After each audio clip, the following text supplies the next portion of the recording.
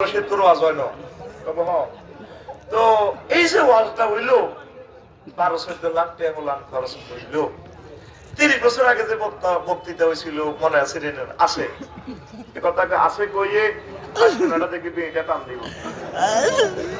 তো কি হয়েছে ভাই ওয়াজটা আদা শুনছি আগের ওয়াজ গুলো আসলে জিকির আজকাল করাইতো তওবা ইস্তিগফারিল্লাহ হয়তো শেয়ার করতো মানুষের চোখের পানি দিয়ে বুক বসাইতো এখন স্যাংরা স্যাংরা ভোলা নেওয়াজ করে হোলাই না আয়োজন হোলাই না বক্তা আচ্ছা বাচ্চু ভাই এটি বুঝি ওয়াজ ও কি হয়েছে বাচ্চু নানা মেয়েটা টানতে দেখো তখন কি হয়েছে ও ভাই হেতে ওয়াজ করে গেছে আপসার গিয়া এখন নোয়াখালীর টিয়াটি সব হয়ে যাবে এত যে পেট খেয়ে কথাটি কয় গ্রামের মুরব্বীর করে হইতে তো মন দমকাছে সমস্যা কিনটা এবার পর্যায়ে পেঁচালে দেবো একই কেমনে সমস্যাটা হইলো বেশি এই যে এত ওয়াজটা করলো নবী সাহেবের বড় বউ মা খাদিজা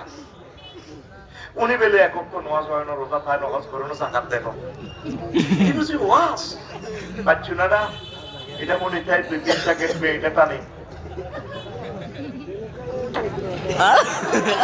হালাই কিতে করবো